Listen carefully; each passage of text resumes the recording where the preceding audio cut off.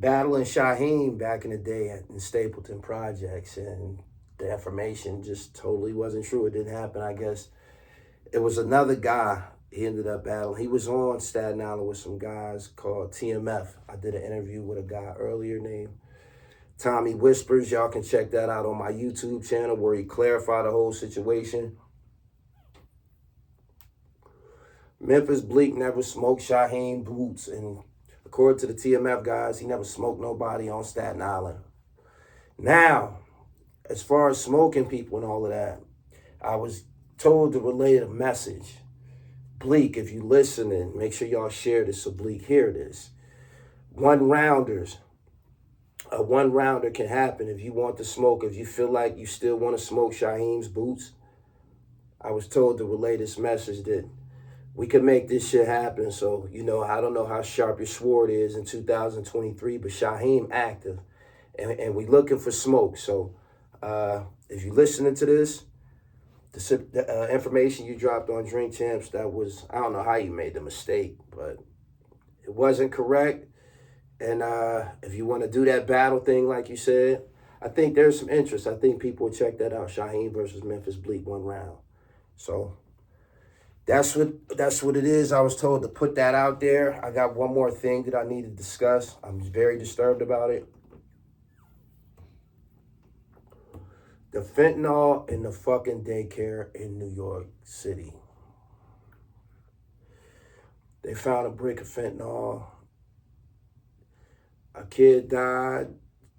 3 more children, these are toddlers, was hit with Narcan and saved because of somebody's poor, deadly decision to hide their pack at a daycare and shit.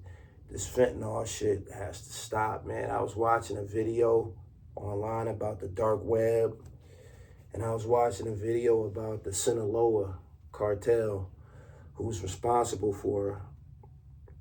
allegedly responsible for a lot of the fake Percocets that's laced with fentanyl that's killing everybody in this world and shit, man. And something has to be done with the fentanyl, man. Like, goddamn, man, when crack was around and shit, man, you still see these people to this day, people that was smoking crack 20, 30 years ago and shit. But this fentanyl shit has a extreme body count, and something has to fucking be done about it, man. Like, it's just killing too many people. It's killing too many people. I don't support it. When I hear it in people's music, man, I immediately turn it off. I'm disturbed by it. Speaking of being disturbed by music, let me talk about something that's affected me in real life, right? These chicks, be mindful. This is for the fellas right here. Be mindful of the music that your chick is listening to, fam. Like, it's some very, very, very, very, very toxic music that these chicks are taking in, man. Like, I don't know if you've been in a car with a chick and heard they playlist and listen to some of the shit that they listening to. These bitches is listening to songs called Girls is Players Too, and songs about bitches having rosters and shit, and fuck me in my asshole, and the pink and the brown, and this shit is fucking disturbing, man. If you don't think that this shit is affecting females, man, you sadly mistaken. That's why you see this situation with Remy Ma. That's why people can look at it and say, shit, it's possible, man. Just look at the way society is and the way girls be moving these days and shit, man. Like, girls don't really place no high value on their, bodies and chastity and shit like that. Like, it was a time when you had to really chase some pussy and shit. Like, now and shit is just thrown at you. It's thrown in your face all day long. Everybody naked. Everybody got an ass shot. You know what I'm saying? Everybody is being provocative, man. Young women, preteen girls, young girls, all the way up is being affected by this shit. But anyway, I had to remind this chick, man, that, you listening to a chick talk all of this live Girls is Players Too shit. This bitch ain't got no money. This bitch got to recoup. You know what I'm saying? The resources and the funding that was used to create this toxic ass song. This bitch ain't got no money. This is a regular bitch. You know what I'm saying? The images in these videos, they be showing, you know, chicks doing they cheating and shit like that. The guy that's in the video, that's a higher model and shit. That's not this bitch's guy in real life and shit. This is a bunch of imagery, toxic imagery, and chicks be looking at this shit, man, and absorbing it and trying to apply some of this shit to their real life, man. You gotta just listen, man. I'm telling you, just pay attention. A lot of the disruption in the homes and shit. It might not just be in another nigga. It could be another bitch. It could be a bunch of toxic shit, but it's being promoted through music, man. Like, you can just check out the quality of chicks and the decisions that they make, how easily you can approach them and shit. You know what I'm saying? Like a bitch pictures a few times. Just is the environment is, women are too accessible and shit like that, man. And they got music that co-sign adultery and bitches being whores and shit. You know what I'm saying? Like, they have placed the whore, someone who used to be talked down upon, they placed her in a high value position. Like, the chicks that these young girls look up to and value and shit, they talking about being whores and shit, man. So just as sure as they have subliminal suggestions in music that affect men, the women is being perverted like a motherfucker too, man. So I'm telling y'all, watch out for that. Online, Deion Sanders. I got to keep coming back to Deion, man. Can I get a round of applause for Deion, man? Let me get an extended round of applause for Deion, man. Shout out to Deion Sanders and the Colorado Buffaloes. They 3-1. They just got ran over by Oregon. A lot of people seem like they was happy with that shit, man. I don't understand why. I don't understand people's distaste for Deion. I guess it comes with winning, but shit, I don't remember Joe Montana having to deal with a bunch of hate and shit like that when he was winning. You know what I'm saying? I don't remember. Let's talk about some great coaches and shit. I don't remember Bill Parcells dealing with a bunch of hate when he was winning and shit. I just don't remember it. Tony Dungy didn't even, and he's black, he didn't even deal with all of this scrutiny and ridicule that Deion is dealing with. It's his first year in Division I. Last year they was 1-11. He won 3 straight games to start the season. He's already eclipsed all of the accomplishments from the last few years at Colorado. And people just don't want him to thrive there. I don't know what's up with that, man. Like, they should know. And anybody who decides to hate him in 2023, especially Charleston White, who I feel is the fucking police. Charleston White said a bunch of ugly shit about Deion, and Shador said he wants Shador to get hurt and shit like that. I don't know where this is coming from, but people should know this. We liked Deion Sanders long before he became a football coach. We liked Deion Sanders at Florida State. We liked Deion Sanders when he played for the too legit to quit Atlanta Falcons. We liked him when he got traded to San Fran and he won the Defensive Player of the Year. We liked him when he got traded to Dallas, when he played wide receiver with Troy Aikman and Michael Irvin and Emmitt Smith. We loved every moment of that. We loved the dress code. We loved the song, Must Be the Money. Let me get a round of applause for Must Be the Money. One time, Nick. Yeah. We need to acknowledge that as being a real groovy song and shit coming from a professional athlete and shit. We've always liked Deion. Deion Sanders put out sneakers that had a cult following, the diamond turf, the red and black ones with the gold trimming. Then he had the turquoise joints that people was rocking with the Charlotte Hornets and the Marlins starters and shit like that in the 90s. And he had more than that. He had probably like 3 or 4 pair of, iconic sneaks that was just dope as hell. The total package, when he played in Baltimore, we was with him. When he played in Dallas, we was with him. You know what I'm saying? Everywhere that he went, we was with him. When he went to the little leagues in Dallas, Texas. I think it was Dallas when he was coaching little kids. We were still a fan of Deion Sanders when he went to Jackson State and turned their program around. We were still a fan. We were still fans of Deion Sanders. Charleston White made a lot of ruckus about people supporting Jackson State. People only support winners, fam. Jackson State didn't have no fan base before Deion Sanders got there. Deion Sanders came there and he brought his son Shador, and he brought athletes that he brought through the little leagues. There was players who have been with him their whole life that came to Jackson State and turned that program around. There was a lot of bullshit going on at Jackson State, namely robberies. I believe his car and maybe his office got broken into. They stole possessions from Deion Sanders.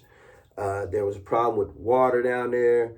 There was a homicide near the campus down there. It was a bunch of shit that's damaging to a brand, and someone of his magnitude just don't have to put up with that just because he's black. You feel me? And Charleston White made up a bunch of ridiculous reasons on why Deion is a sellout for leaving Jackson State to go to Colorado. A white school is what he called Colorado. Cordell Stewart wasn't called a sellout for going to Colorado. Eric Bieniemy, the great offensive coordinator in the NFL, he wasn't called a sellout for going to Colorado.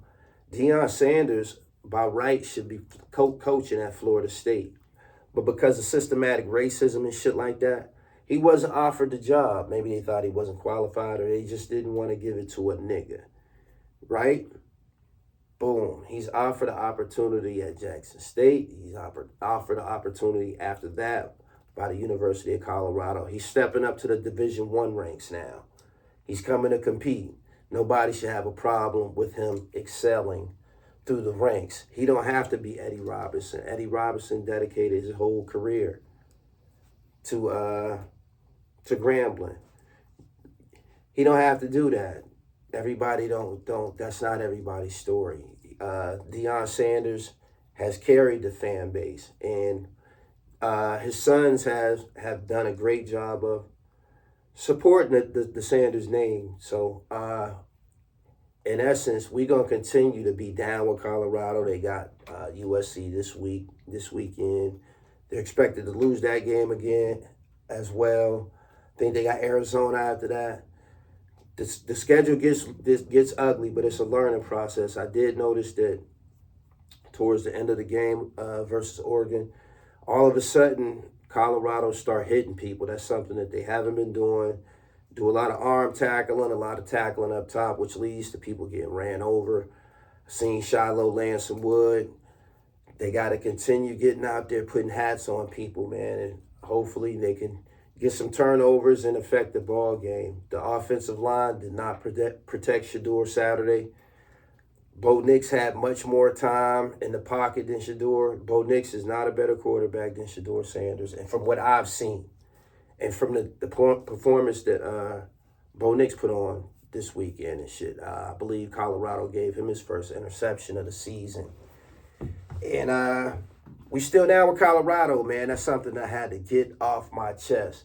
Lastly, because I be online, man, I watch the internet a lot more than I watch television and shit. If I'm watching television, it's probably a sports program of some type. But I happened to catch a fucking documentary about Rowdy Roddy Piper.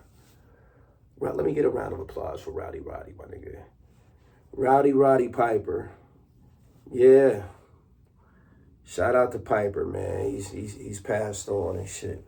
I don't know how I stumbled upon this documentary. I recommend people go check it out too. If you come from the WWF era, it's called the WWE now. If you come from the WWF era, you want to check out this documentary with Rowdy Roddy Piper. And they got interviews of him over the years, popping his shit. And Rowdy Roddy Piper is on a level of Michael Jordan and Tom Brady and Larry Bird and all of these types, Wayne Gretzky. Rowdy Roddy Piper. I'm going to tell you why. Without Piper, you wouldn't have had Hulk Hogan, Ultimate Warrior, and so many others. Ricky Steamboat, uh, Jimmy Superfly Snuka. I could go on and on and on, but the mega superstars that came from the WWF in the 1980s, if you were a superstar, you was going to have some static with Roddy Piper. Roddy Piper was the ultimate heel. He was the ultimate evil in wrestling. If you go back and watch and do the history, nothing happens of any super magnitude without Roddy Piper. I'm telling you, like, everybody that you were a fan of growing up, just think about it. Everybody that you were a fan of growing up were more than likely the good guys and shit. You know, the good guys. And that's what we cheered for, the good guys, right? And we hated the bad guys. We hated the bad guys. And nobody played the bad guy role more than Roddy Piper. Roddy Piper, his character and his antics, he's from Canada originally, is what gave birth to the very, very first WrestleMania. It would have never happened without Roddy fucking Piper. Let me take you back. In the 1980s, wrestling was starting to gain steam like a motherfucker due to a lot of television exposure on cable TV and shit. And they were looking for something that would take the WWF to the next level. While this is going on, Cyndi Lauper is one of the biggest pop stars in the whole world. And she has a song out called Material Girl, I believe that was the name of the song. And in the song, Captain Lou Albano appeared in the song in this music video with Cyndi Lauper. So Vince McMahon, being a marketing genius, he said, boom, that's it. We're going to bring Cyndi Lauper into the WWF with Captain Lou. And then we're going to they had Cyndi Lauper come into the ring and talk some shit. And I believe she was about to announce a match. And while this is going on, Roddy Piper is in the ring, or he comes in the ring with his little mob, with him and a couple of goonies and shit. And while Cyndi Lauper and Lou Albano was putting on this presentation, Roddy Piper snatches the microphone from Cyndi Lauper, I believe, or knocks her to the ground. She gets knocked to the ground during this little skirmish that they have in the ring. And Roddy Piper kicked her in the head. Now, let me give you the backstory that was revealed during the documentary. They came to Roddy Piper before the match and they said, yo, can you kick Cyndi in the head or about the head without hurting her? We're going to pay you this X amount of dollars. And Piper said, sure, I can do it. They don't know that this motherfucker's head case and shit. And he is so out there with his brand and trying to be the greatest heel of all time, he kicked the bitch in the head for real. He kicked the bitch in the head for real, right? Boom. Mr. T jumps in the ring to try to help Cyndi Lauper. He gets into it with Roddy Piper. Boom. Hogan comes out. I'm trying to recollect this shit because it happened so long ago, but this is how Mr. T and Hulk Hogan ended up in the first WrestleMania. The match was it was Hulk Hogan and Mr. T versus Roddy Piper and Paul Orndorff. It was versus those two guys, and that's how the first WrestleMania came to be. While this is going on, Mr. T is like the baddest man in the world. He's on the A-team. He got action figures, cartoons. He's larger than like DC Cab, known tough man, got his weight up, truck jewelry. He's Mr. T, an icon. They got it set up that Mr. T is going to come to WrestleMania and win. And they did win. The tag team of Mr. T and Hulk Hogan, they did win the match. But the way it was scripted was Mr. T was supposed to kick Roddy Piper's ass. And Piper said, man, they wanted me to take a dive. He said they wanted me to take a dive. He said, here I was, the baddest heel in the history of the WWF. And they wanted me to take a dive versus a guy who wasn't even a wrestler. Like, they took that personal. That they wanted, the WWF wanted them to look like chumps for Mr. T. That's how Roddy Piper was saying it. At the time, I always felt that Piper was racist. And he probably was. He could have been. A lot of the wrestlers, including Hulk Hogan, have been revealed to be racist. But anyway, Piper said, man, I ain't doing that shit, man. Like, so he's such a good professional, though. He got out there and he put on one of the best performances of his life.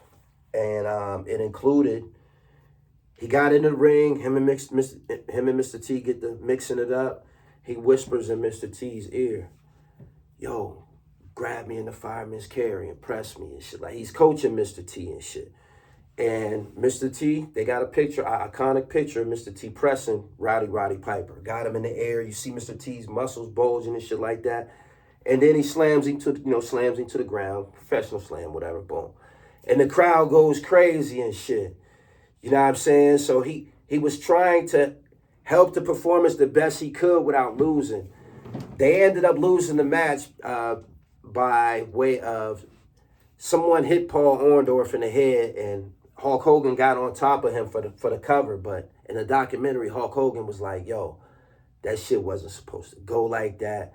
That match was supposed to end with Mr. T in the middle of the ring kicking one of their ass. Namely Piper. He should have been kicking Piper ass, he said, but Piper wouldn't go for it.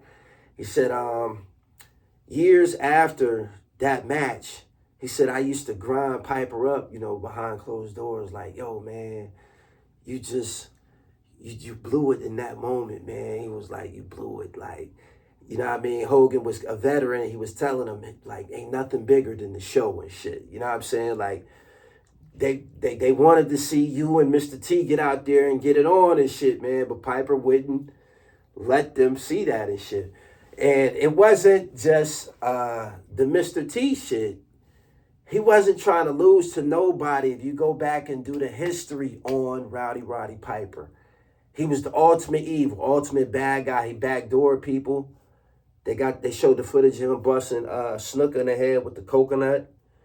They had some fake coconuts there, some prop coconuts he was supposed to hit him with. He hit him with the real coconut. I felt that was one of the reasons that I always felt he was racist, but he kicked ass, black, white, and candy stripe his whole career, and it's just a dope-ass documentary that I advise. Anybody that was into wrestling in the 80s, Andre the Giant, Iron Sheik, Bobby the Brain Heenan, the Hart Foundation, all of those guys, all of these people are in this documentary talking about this motherfucking Roddy Piper. Him and Bret the Hitman Hart, they was real close. They used to call each other cousins and shit. Just a dope ass documentary. They both come out of Canada, I believe. Check it out. I'm about to get up out of here, man. I got another L I want to smoke with the engineer, Nick. You've been great. Shout out to the PA Knit Dynasty. Make sure y'all go online, man. Get some of these dope ass creations. These just coming out right here. You know what I mean? These are called the asteroids and shit. So go to the website and check those out. I want to read off a few names. I want to make a point of doing this. I want to read off a few names of people who are subscribed to the channel. And let me see if I still got them up here. Recent subscribers.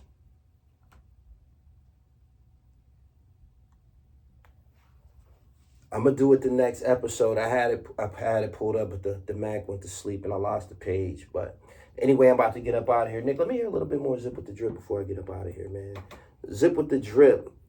Pillmatic 2 on the way, man. Y'all can get ready for that, man. Shout out to Baldini, my sponsor. His information will be in the description. This whole podcast thing, man, it's been great to me, man, these last couple of months, man. It works if you work it. It's like the A program and shit. You got to put some emphasis on it. I've been giving y'all dope uploads. Truck drivers, man, I know y'all loving every minute of it, man. I've been going long. Just tune me in, man. Turn me up. And stay tuned with what I'm doing. Let me hear that zip, man. I'm about to get up out of here, man. Shout out to the truck drivers and everybody tuning in, man. Everybody on YouTube, man. Make